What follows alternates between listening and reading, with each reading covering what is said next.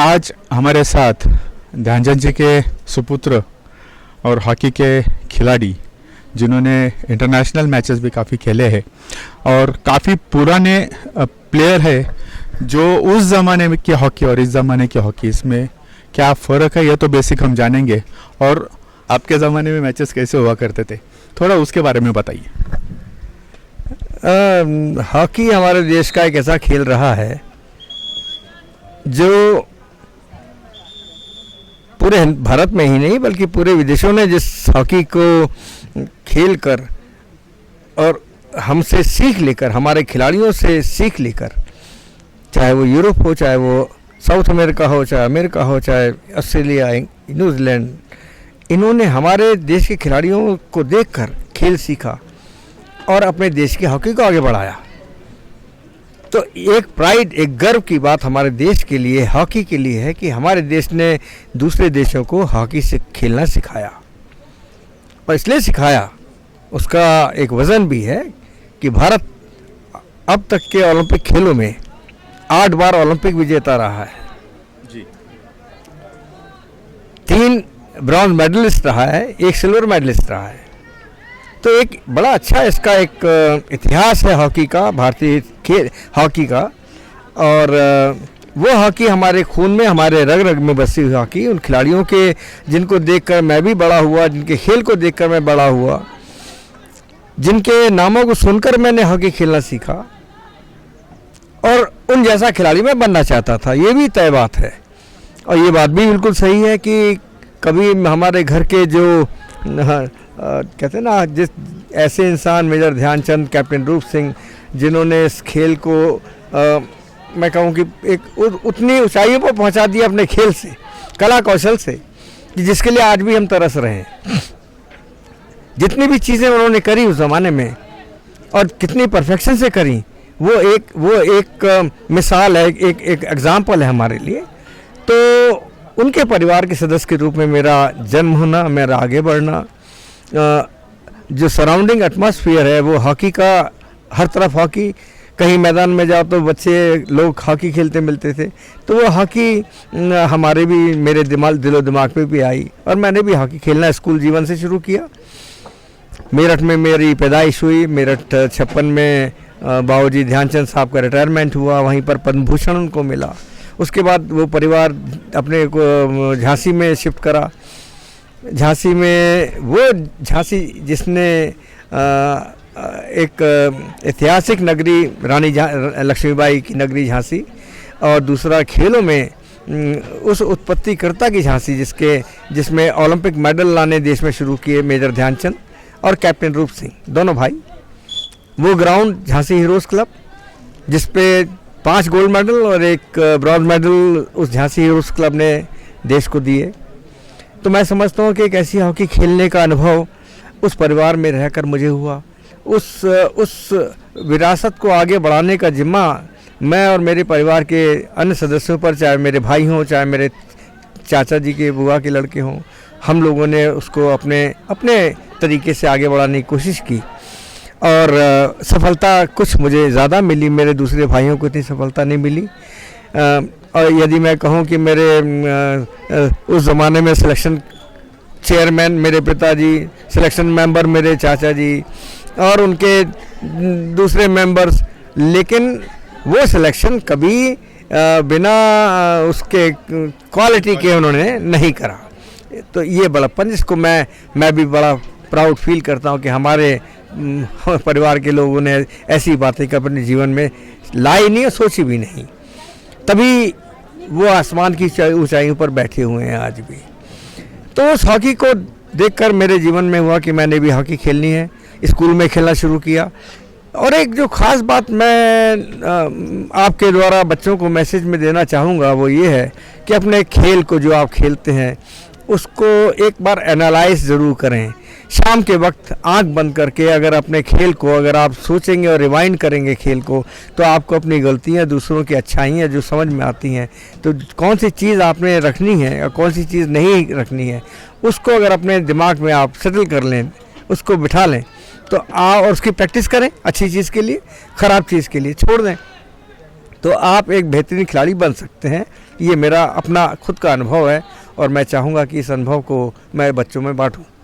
उस ज़माने में जब आप खेला करते थे, उस ज़माने में हॉकी कैसे खेली जाती थी और उस वक्त दिक्कतें क्या थी जो आज के प्लेयर जो है आज की जो ना आज दिक्कत नहीं है। आज पहले दिक्कतें थी। पहली बात तो ये है कि हॉकी कोई प्रोफेशनल चीज़ तो थी नहीं, एक तो शौकिया चीज़ थी जिसमें बच्चे या कोई भी खेलने वाला अपने शौक के तौर पर खेलता था।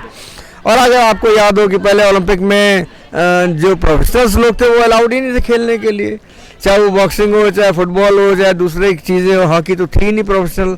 तो हम लोग प्रोफेशनल नहीं हुआ करते थे, शौकिया तौर पे खेलते थे। और शौकिया तौर पे अपनी हॉकी खुद सीखो, सबसे बड़ी बात ये जो आप कह रहे हैं ना पुरानी हॉकी में क्या बात है। आज आपके पास कोचेस हैं, लर्नड कोचेस हैं, कोचों की एक पूरी लाइन है। सबसे बड़ी बात जो पहले क्लब हुआ करते थे आज एकेडमीज़ हो गई हैं। आज एकेडमीज़ का बोलबाला है पूरे देश के अंदर। जितनी एकेडमी खुली हैं उनके बच्चे ही इंडिया टीम के अंदर पार्टिसिपेट करते हैं, उनको ही मौके मिलते ज़्यादा। प्राइवेट लोग या प्राइवेट बच्चे जो है वो बहुत कम, हमारे टाइम में प्राइवेट बच्चे खेला करते थे क्योंकि उनकी खुद की हॉकी थी और टूर्नामेंट्स बहुत खेलते थे वो। और क्योंकि टूर्नामेंट्स खेलते थे तजुर्बा उनका ज़्यादा हो जाता था, उनको जीत हार का तजुर्बा, उसका एक्सपीरियंस, उसका स्वाद उनको पता लग जाता था, तो अपनी हॉकी को बेहतर बनाते थे।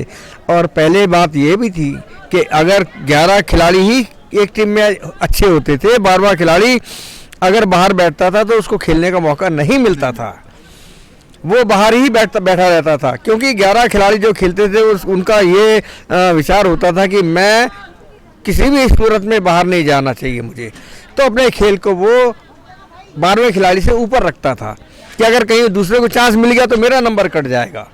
आज की हॉकी में हर सेकंड के अंदर, हर मिनट के अंदर, हर 5 मिनट के अंदर आप किसी भी खिलाड़ी को बदल सकते हैं, फिर ला सकते हैं, फिर बदल सकते हैं। तो पुरानी खिलाड़ी में 17 मिनट का स्टैमिना और खेल, अच्छे खेल की जो वो रखना पड़ता था, टोटली फिट रहना चाहिए। हाँ, और सबसे बड़ी बात फिटनेस। अब ध्यानचंद जी और रूप सिंह के साहब के ज़माने में कोई, पहले तो एशिया कप तो था नहीं, कॉमनवेल्थ था नहीं, दूसरी चीज़ें थी नहीं, वर्ल्ड कप था नहीं, सिर्फ एक ओलंपिक जो दुनिया का सबसे बड़ा टूर्नामेंट जिसको हम कहते हैं वो हुआ करता था। और 4 साल तक अपनी हॉकी को इमेजिनरी बना के, क्योंकि यूरोप के साथ खेलने का कोई मौका तो मिलना नहीं 4 साल के बीच में, आप खेल कर आए ओलंपिक, उसके 4 साल बाद घर में बैठो। तो ध्यानचंद, रूप सिंह और दूसरे बलबीर साहब और उधम सिंह साहब, केडी सिंह बाबू जी, ये सब अपने घर में 4 साल बैठे। कभी कभार कोई टीम का टूर कहीं लग जाता था तो बड़ी मुश्किल से, पैसे थे नहीं, फेडरेशन थी नहीं, सरकार मिनिस्ट्री थी नहीं, तो ये सब चीज़ें बड़ी कम थी। लेकिन लोगों का वो जज्बा और जो जुनून, जो पैशन, वो उस हद तक था कि उन्हें हॉकी से बेइंतहा लगाव था और बहुत ज़्यादा मोहब्बत थी। और प्रैक्टिस करने में कितनी प्रैक्टिस किया करते थे मैं तो बता नहीं सकता आपको। मैं अपनी बात खुद बताता हूँ कि अगर मैं स्कूल से लौट कर आया 12-1 बजे तो पता लगा आधा पौना घंटा अपनी खुद की प्रैक्टिस कर रहे हैं। शाम को होते ही किस वक्त ग्राउंड में जाना और हॉकी बॉल के साथ खेलना है, पथरीली ग्राउंड, अनइवन ग्राउंड्स, उस पर बॉल कंट्रोल कैसे करना है।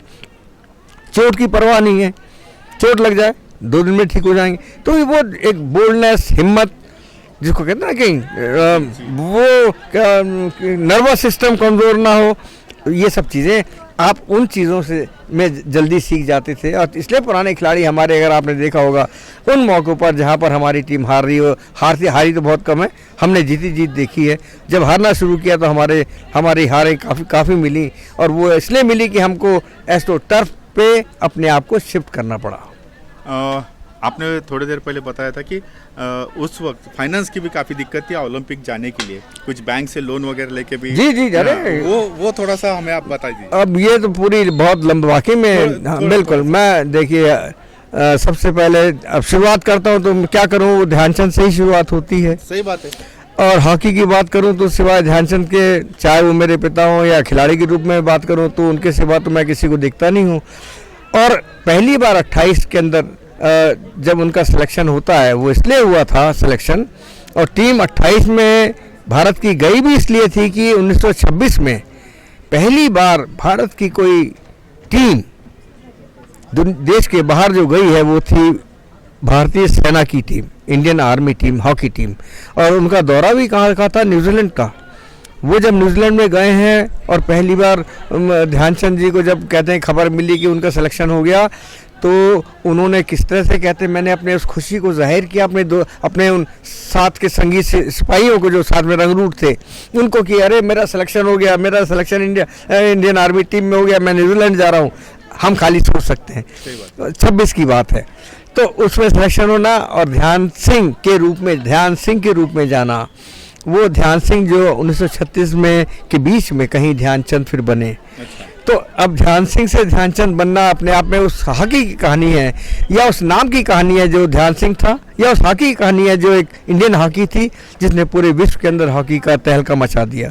तो मैं कहूँगा कि 26 में जब खेलने गए और ध्यान सिंह ने पहला गोल, न्यूजीलैंड में पहला गोल हॉकी के द्वारा जो किया इंटरनेशनल, वो ध्यान सिंह की हॉकी से, और वहाँ के लोगों ने ताजुब किया कि किस तरह से हॉकी को मोड़ना, उससे पास देना, उसके साथ भागना और उसमें ड्रिबल करना, ये कैसे मुमकिन हो सकता है।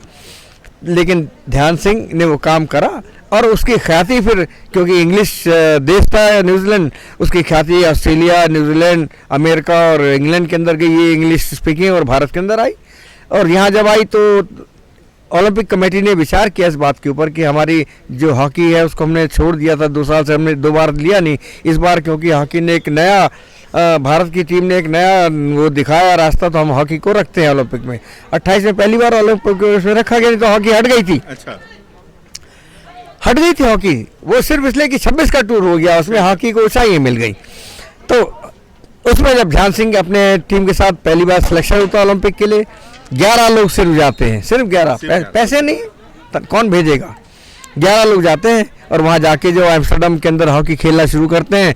पता लगा 5 मैच के अंदर 37 गोल ध्यानचंद के, टोटल 37 गोल ध्यानचंद ने किए अकेले ने। हाँ। तो ये जो चीज़ थी, कमाल की चीज़ थी उनके अंदर। और पहली बार टीम जीत के निकल के आ गई, ओलंपिक का मेडल। अब ओलंपिक 28 में भारत में लोग इतने जानते भी नहीं ओलंपिक चीज़ क्या है, क्या इसकी आज अगर हम तुलना करें, कंपेयर करें उस 28 के ओलंपिक के मेडल को और 2021 के मेडल को, तो आप सोच सकते हैं कि ज़मीन आसमान का अंतर। आज कहाँ गूंज पहुंच गई है ब्रॉन्ज मेडल की, और उस टाइम वो गोल्ड मेडल लेकर आते तो नहीं आवाज़ पहुंचती थी। तो ये सब चीज़ें हुई और 28 का ओलंपिक जीत कर आए, तो थोड़ा बहुत चर्चा शुरू हुई कि एक ध्यान सिंह करके। और पहली बार एम्स्टर्डम के अंदर जब मैच हुआ, तो ये बात अखबारों में जो ब्लैक एंड वाइट में है, जो खोज से निकली है जिसके ऊपर तो वो ये निकली है कि ध्यान सिंह के रूप में एक ऐसा खिलाड़ी भारत से आया है जिसने अपनी हॉकी के अजीबोगरीब तकनीक से, और भारत की टीम एक संगठित टीम, एक यूनाइटेड टीम, एक कोऑर्डिनेशन वाली टीम, और एक फिजिकली फिटनेस वाली टीम, एक टेक्निकली कंप्लीट टीम, उसमें ध्यान सिंह जैसा एक खिलाड़ी ऐसा है जिसकी हॉकी को उस 28 के ओलंपिक में तोड़ के देखा गया। अच्छा, जज करके देखा गया। तो ये स्टार्टिंग जो हम कहते हैं ना कि ऐसा कहाँ हुआ, ये 28 से शुरू हो गया था कि भाई इसकी हॉकी के अंदर चुंबक है, वो उसका बहरहाल। और एक चीज़ बड़ी इंटरेस्टिंग और बताऊंगा आपको मैं, छोटी सी 28 की, क्योंकि हमेशा मुझे भी अच्छा लगता है कि 28 में जब पहला मैच खेलने गए थे, पहला मैच इंडिया खेली, तो उस टाइम ओलंपिक में हॉकी को इतना कोई तवज्जो या कोई पब्लिसिटी भी नहीं था, जानते भी नहीं थे कि खेल क्या है। लेकिन पहले मैच में 150 आदमी देखने को पहुंचा था, और वही मैच जब फाइनल का हुआ है जिसमें एम्स्टर्डम की हॉलैंड की टीम खेली है भारत के खिलाफ, क्या आप यकीन करोगे उस मैच के अंदर 22,000 लोग इकट्ठे थे। 150 से 22,000, 150 से 22,000। तो अपने आप से खूबसूरती आप समझ जाइए इस बात को। उस खेल की उन 5-6 मैचों के अंदर जो भारतीय टीम ने दिखाई और ध्यान सिंह ने दिखाई, उनके खिलाड़ियों ने दिखाई, वो सिर्फ 150 से लेकर 20-22,000 तक की पहुंच जाना, और वो स्टेडियम कई सालों तक बरकरार रहा ध्यानचंद जी के नाम पर। एनीवे, तो ये ध्यानचंद की थी। 1932 का ओलंपिक जब आता है तो भारत के पास पैसे नहीं होते हैं जी, लोन लिया जाता पीएनबी से। अच्छा, उधार लिया जाता पैसा, टीम को जाना है। भाई हमारी सरकार तो थी नहीं, अंग्रेजों के गुलाम थे हम। सही बात। मिनिस्ट्री थी नहीं, वो जो कुछ फेडरेशन करे तो करे। फेडरेशन ने डिसाइड किया कि हम पीएनबी से उधार लेंगे, पैसा उधार लिया गया और भारत की टीम अमेरिका गई। खर्चा बहुत था और अमेरिका जाने का एक उद्देश्य जो बाद में डिस्क्लोज हुआ वो ये था, अगर भारत की टीम 1932 के ओलंपिक में नहीं जाती, क्योंकि यूरोपियन कंट्रीज ने उसका बायकॉट किया था सेकेंड वर्ल्ड वॉर के चक्कर में। कुछ प्रॉब्लम थी सेकेंड वर्ल्ड वॉर की, तो अमेरिका का बायकॉट किया उन्होंने। तो उन्होंने जब देखा कि सिर्फ एक ही टीम आ रही है जापान की, तो इंडिया ने कहा कि नहीं, हमको जाना चाहिए। एक तो हम डिफेंड हमें करना ओलंपिक, और दूसरा अगर हम नहीं गए तो ये खेल ओलंपिक से निकाल दिया जाएगा। और एक बार हॉकी निकल गई तो पता नहीं वापस आती। फिर जो आज हम रूप देख रहे हैं, क्या ये हॉकी होती नहीं होती, क्योंकि भारत ने जो पैमाना सेट कर दिया, जो एक बार हाइट सेट कर दी, वो बियॉन्ड वाली थी। तो वो तो उस टाइम होती नहीं अगर हम नहीं खेलते। तो अगर वो ध्यानचंद नहीं खेलते, रूप सिंह नहीं खेलते, वो टीम नहीं खेलती, तो हॉकी शायद आज ना होती। तो ये 32 का उनका विचार था कि 32 में टीम जाए।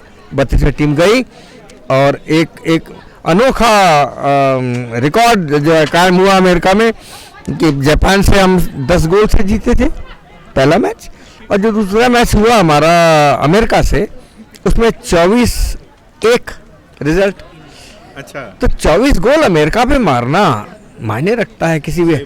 मैं भी जानता हूँ, कमज़ोर से कमज़ोर टीम हो, नहीं खेलने वाली भी टीम हो, तब भी हम ग्राउंड्स के ऊपर 24 गोल नहीं मार सकते। टर्फ के ऊपर मार सकते हैं, लेकिन उस ग्राउंड पे नहीं मार सकते। लेकिन 24 गोल भारतीय टीम ने मारे, तो वो एक रिकॉर्ड बना और भारत ने 1932 का लॉस एंजलिस टूर्नामेंट जीता। अब 4 साल के बाद फिर एक टूर्नामेंट आता है, लेकिन इस 4 साल के दौरान में 1935 में भारतीय टीम को एक दौरा मिलता है। न्यूजीलैंड लिखता है कि हमको भारत की टीम से टेस्ट मैच खेलने हैं और उसमें ध्यानचंद जरूरी है और हमें उनसे हॉकी सीखनी है। देखिए वो लिखते हैं हमें हॉकी सीखनी है न्यूजीलैंड। तो ये हॉकी टीम 1935 में जाती है और उस दौरे में रिकॉर्ड कायम होते हैं टीम के, और ध्यानचंद साहब के गोल करने के लिए कैप्टन रूप सिंह भी उसमें, मेरे चाचा जी भी उसमें गए होते हैं, वो भी खेलते हैं। और सबसे बढ़कर जो चीज़ एक हादसा या मैं कहूँ ऐसी चीज़ होती है, लौटते में ऑस्ट्रेलिया रास्ते में पड़ता है, न्यूजीलैंड से निकलो तो उन्होंने कहा कि भाई आपकी टीम आई है यहाँ पर, हमें अच्छा लगे, हम आपको इनवाइट करना चाहते हैं कि आप ऑस्ट्रेलिया में अगर रुक जाए तो हमारी टीम भी थोड़ा सीख लेगी। तो वो सीखने के लिहाज से 4-5 मैच वहाँ खेले जाते हैं भारतीय टीम के ऑस्ट्रेलिया के साथ में, जिसके अंदर एक मैच के अंदर खुद उस ज़माने के या दुनिया के, जिस तरह हम ध्यानचंद को हॉकी में मानते हैं और ब्रैडमैन को क्रिकेट का भगवान मानते हैं या सबसे बड़ा खिलाड़ी मानते हैं, वो ख्वाहिश जाहिर करते हैं कि मुझे मैच देखना है ध्यानचंद का, और वो मैच में इनवाइट किए जाते हैं। और उस पर्टिकुलर मैच में भारत की टीम 10 गोल से ऑस्ट्रेलिया को हराती है, जिसके चीफ गेस्ट ब्रैडमैन सर होते हैं। और वो जब प्राइज़ देते हैं ध्यानचंद को, क्योंकि Dhyan Chand was player, he was chief guest, वो जब ध्यानचंद को प्राइज़ देते हैं तो एक लफ्ज़ बोलते हैं कि major Dhyan Chand, he wasn't Dhyan Chand major उस टाइम में, ध्यानचंद तुम तो you score the goals like I score the runs in cricket. ये लाइन उनकी जो है, ये हिस्टोरिक लाइन कही गई है, जो लिखी गई है, तो कि तुम हॉकी में ऐसे गोल करते हो जैसे कि मैं क्रिकेट में रन बनाता हूँ। तो ये दोनों के बड़े प्लेयरों का आपस में वो जो मेल जोल था वहाँ हुआ। तो ये 35 की बात, 35 के बाद 36 की बात हम करते हैं, जो हिस्टोरिक या भारतीय खेल के, भारतीय हॉकी का एक हिस्टोरिक साल होता है। उस साल में के अंदर कई चीज़ें शामिल हो जाती हैं। पहली बात तो ये होती है कि ध्यानचंद को कैंप के अंदर जाने के लिए छुट्टी नहीं मिलती है। कैंप कलकत्ता लगा होता है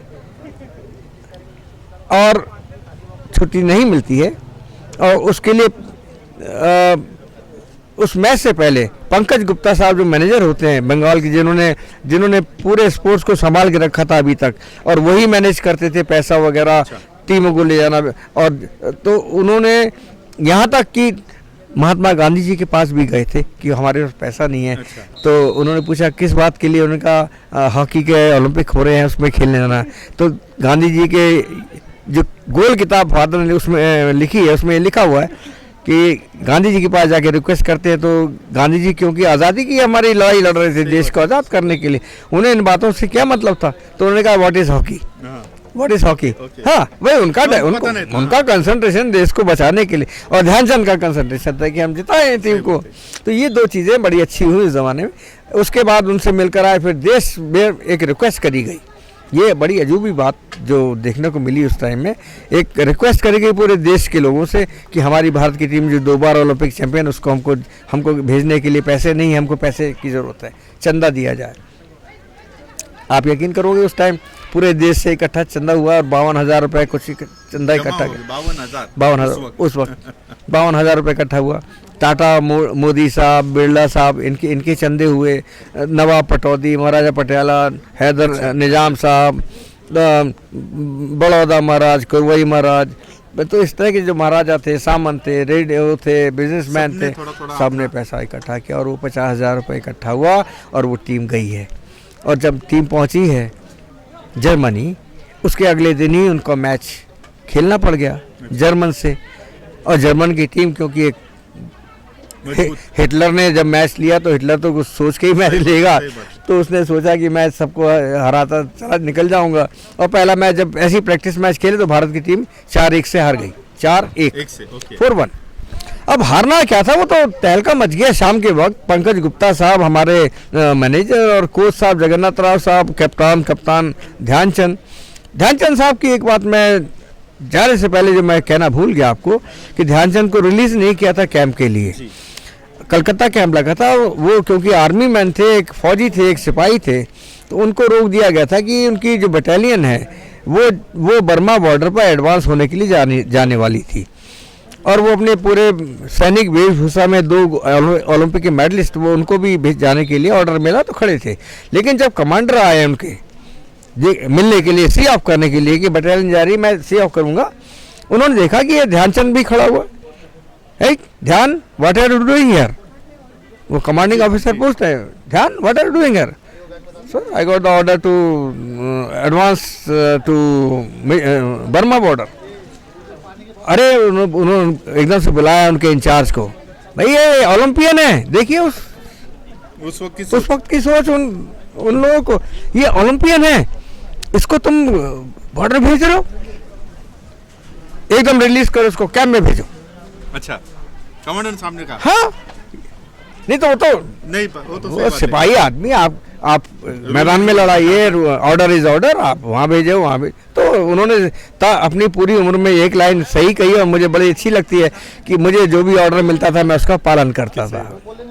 तो ये एक बात उनकी मुझे ज़िंदगी में अपने पिता की बहुत अच्छी लगी कि उन्होंने कहा कि मुझे जो भी ऑर्डर मिला मैंने उसका पालन किया। तो ये तो उनको रिलीज़ किया गया। अब आप देखिए सबसे बढ़कर जो एक खिलाड़ी की हम लोग कहते हैं ना कि क्या भावना होती दूसरे खिलाड़ी के प्रति।